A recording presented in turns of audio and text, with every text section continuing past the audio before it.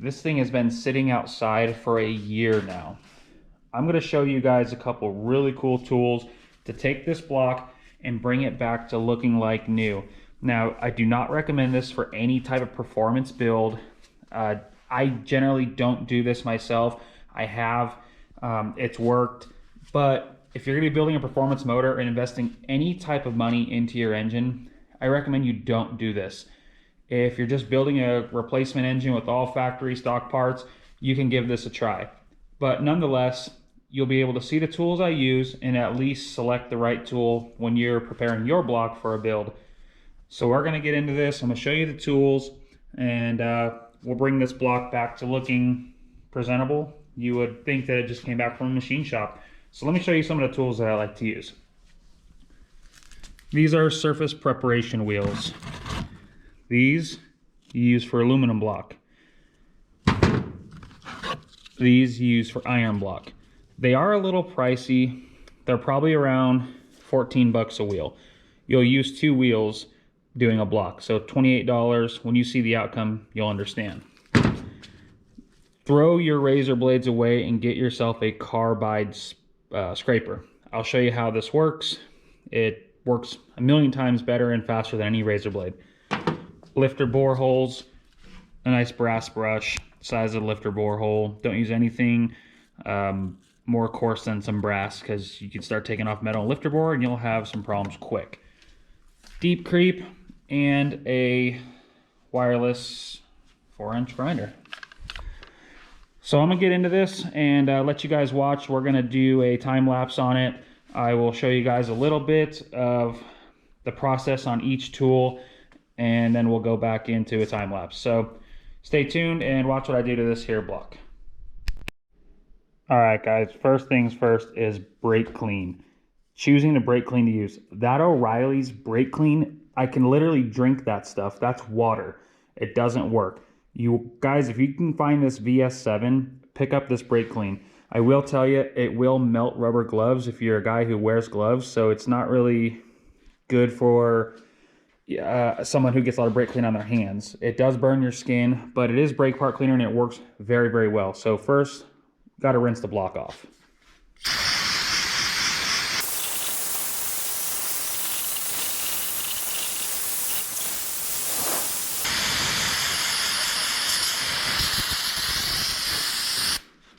All right, one down.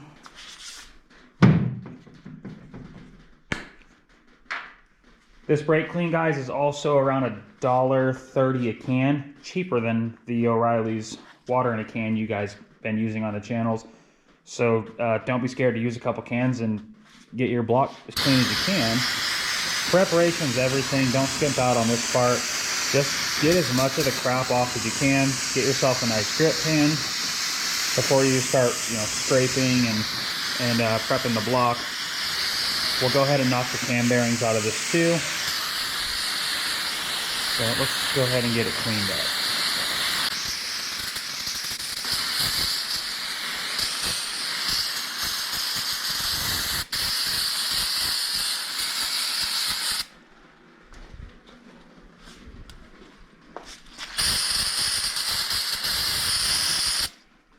All right, we'll call that good for now. If we need more, we have plenty.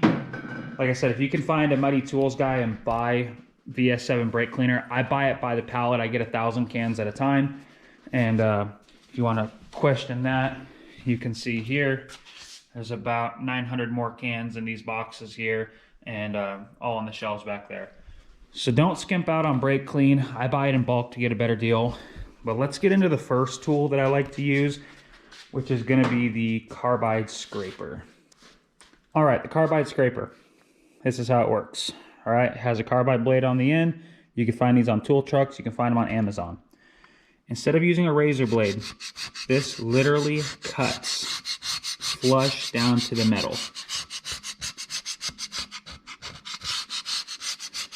If you're not careful, I'll show you what I just did.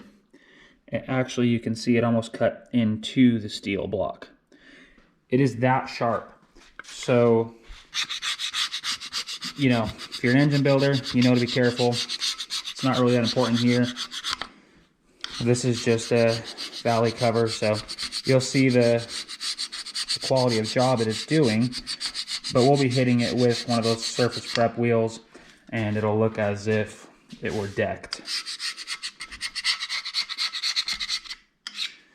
All right, let's go ahead and address this block a little bit here, the actual deck.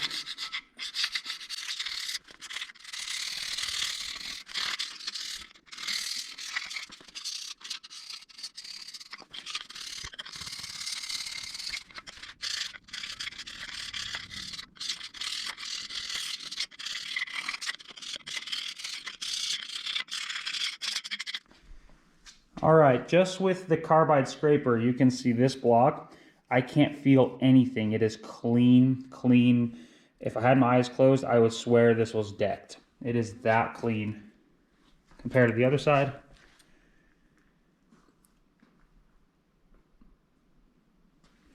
All right, let's get this side taken care of.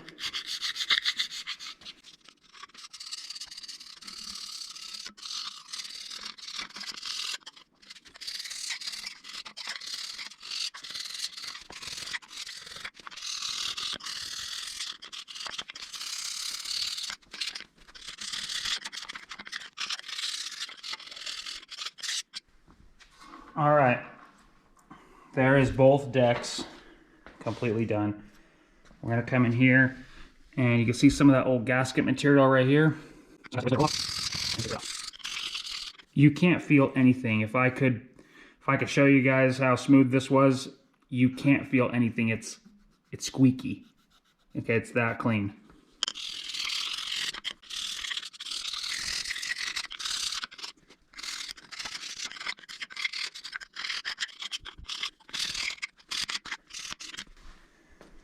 All right, so we got the majority of stuff scraped off of this block. This is just going to help aid with the abrasive wheel, which is actually non-abrasive, but it's going to help it last longer, being that they're $14 a piece. So I will briefly show you how this works. I'll try to do it single-handed for a second, and then we'll do a quick time lapse.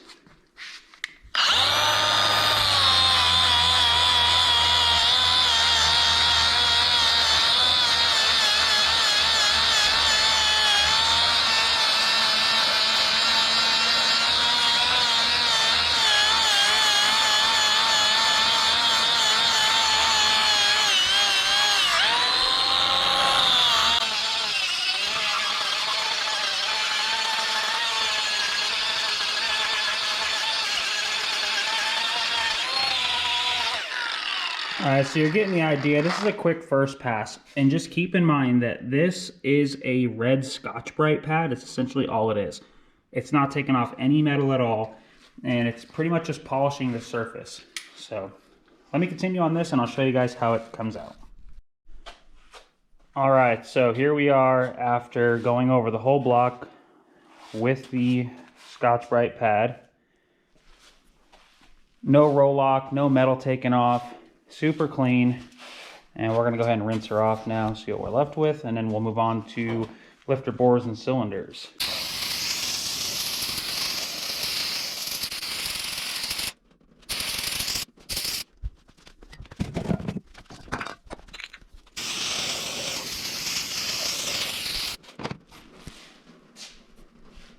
All right, here we are all cleaned off.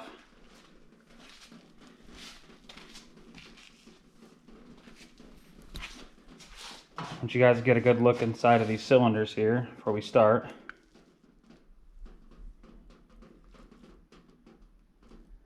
They are terrible, but we'll see what we can bring them back to. Nothing looks pitted. It all looks like some just some desert surface rust. So let's see what we can do here. All right, guys, next tool is going to be the ball hone. Now, I know a lot of you guys are going to say, oh, don't do that, don't use a ball hone. But keep in mind, I said this is not for a performance build. If you're just pulling an engine apart and you want to rehone the cylinders, you're doing a basic rebuild for a daily driver, this works just fine. So unless you blew an engine up or you're changing bore size, this does work just fine. Or else the tool wouldn't exist.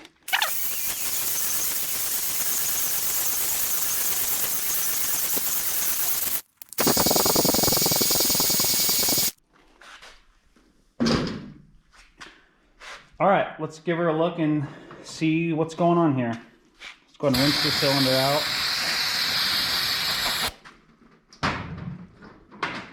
Let's wipe her down.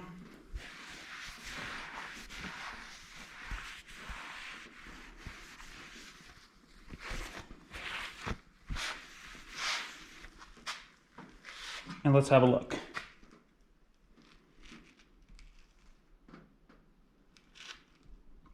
I would say that did a pretty darn good job. Nice crosshatch. So I'm going to go ahead and carry on and do the rest of these cylinders, and we'll continue getting this block prepped. All right, guys, here it is after going over it with one pass with the ball hone.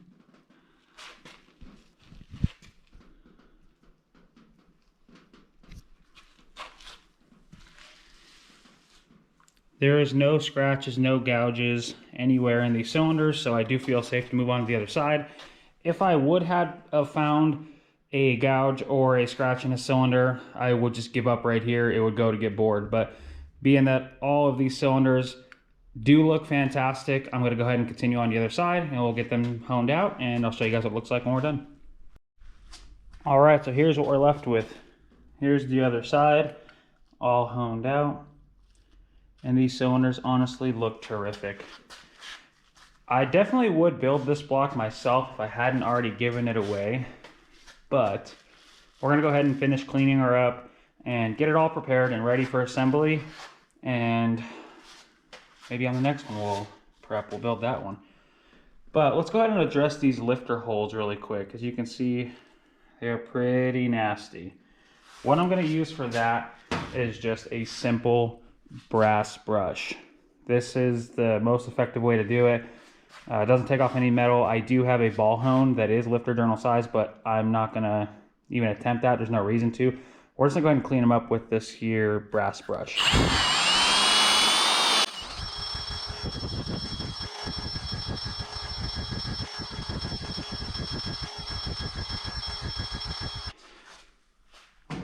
All right, let's rinse them out and see how they look.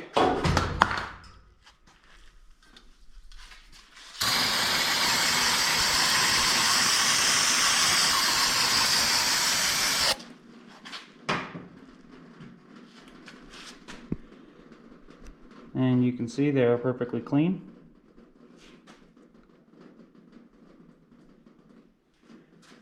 And ready to move on to the other side. I'll get that taken care of, and then we'll move on to the next step. All right, guys, let's go back to looking at what it looked like when I first started and now. And what you'll see is a massive improvement. And I hate to have to keep expressing this, but remember, this is not a performance build. It's not how it's done. This is only being done to show the guys that there is a better way. The guys that are posting this on YouTube and, you know, using razor blades and roll locks, that stuff's terrible. It eats up metal. And the finished product doesn't even look anywhere near this good. So we're gonna go ahead and continue cleaning this. We're gonna flip it over, clean the bottom side, and then we will knock cam bearings out of it. All right, here's a quick view of the bottom side, and it does not look good. This thing is nasty. We're gonna get it cleaned up, so let me get this taken care of, and then I will bring you guys back in and show you how it looks.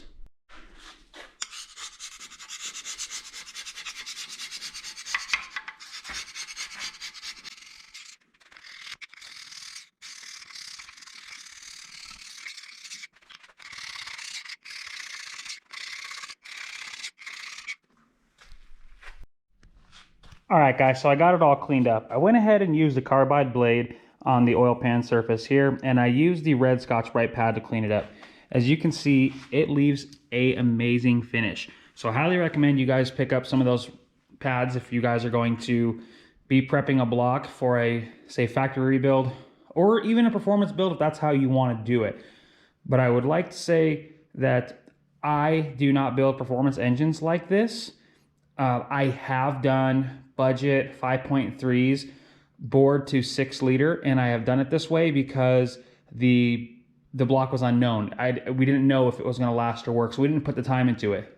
Those engines, believe it or not, they're still running today. It's been almost 2.5 years, and those motors are still out running on the streets, 5.3s, board to 6 liter. But more of that later. What I'm going to do with this block now, I did mention I was going to knock out the cam bearings, and I'm not sure if I mentioned the crank bearings, but I'm not the assembler on this engine. I'm not going to be the one building it. So I feel any further that I go into this block right now is going to potentially make the builder's job harder. So I'm going to leave the cam bearings so the builder who is going to use this block can inspect the cam bearings and be comfortable and know that this thing did not spin a cam bearing. I'm going to go ahead and leave the crank bearings in it. They're in perfect condition, but I want the builder to feel comfortable with this block and know that this thing did not spin a crank bearing. So I'm going to go ahead and leave this all together, and I'm going to let the builder, who I don't want to spoil who it is, but I'm going to go ahead and let the builder do his thing. I'm going to let him finish off this block. I'm going to let him finish cleaning it. I got it to a point where I knocked off all the gunk, and what's left at this point would be knock out the cam bearings, knock out the crank bearings, pull the main caps, clean all the oil galleys out, flip her back over, and rinse the block top down. I would take a wire wheel to all my main caps, put them all back in. I would check all the side clearances on and make sure they were good. I would then take a bore gauge and I would check, make sure they're round. And if everything was good, I would go ahead and drop in some new bearings, a crankshaft, and plastic gauge. And if the plastic gauge was good, then I would go ahead and continue on with a factory spec rebuilt engine. I want to emphasize, this is not how you build a performance motor. But some of you guys building performance motors may see some of the tools I use today and may want to use those when building performance motors. When I build performance motors, I do use those same tools. But I just wanted this channel to be about showing guys in the garage, just like me in my normal garage. This is my garage at home. I want to show you guys some of the tools that I did carry over from my shop that work amazing, and you will never want to buy a roll lock again. They're crap. Razor blades, all that, you don't need it. Carbide blades and preparation wheels. All right. So if you guys want to pause on this, that's probably not a good one to pause on. Let's pause on this one here so I can explain the difference. So if you guys need some info on this wheel, go ahead and pause it. And remember, this is the one for aluminum blocks. If you take one of these and you hit an aluminum block, let me show you what it does. This is my ICT built engine stand. I barely nicked this aluminum piece with this red wheel, and it already took aluminum off. Do not use this red wheel on anything aluminum. It will damage it. On an iron block, it leaves it smooth as glass and it doesn't take off anything. I have run an entire wheel sideways into the block just to verify, and it is perfect. It actually looks like a mirror. If anything, it polished it, but I wouldn't even say it took off any material at all. No more than wet sanding it would have. So I feel very confident in these when it comes to preparing an iron block. I'm very confident in these when it comes to a aluminum block. Vice versa, this won't do anything to this block. Using this wheel here, it laughs at it. It just eats it up, and it's trash in seconds. Probably 15, 20 seconds, and you just threw $15 out the window. So aluminum is the color of aluminum, and iron is red. So I hope I showed you guys some cool tools. I'll show you guys one more time this here Carbide Blade. You can find these on Amazon. Just type Carbide Blade. And I'm probably saying that wrong, and if I am, let me know in the comments. But it just has a chunk on the end, looks like a carbide steel, and it cuts off everything with ease. The other things I used, Harbor Freight, little brass brush. That's for getting into the galleys and, you know, little holes like so.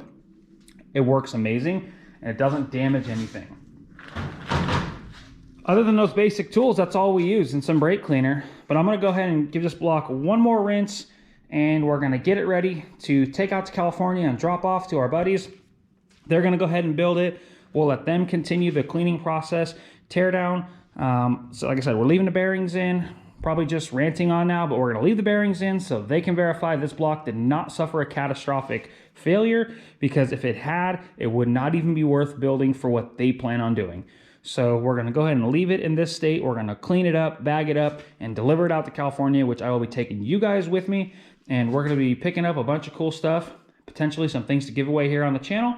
But for now, like, subscribe, and we'll see you tomorrow.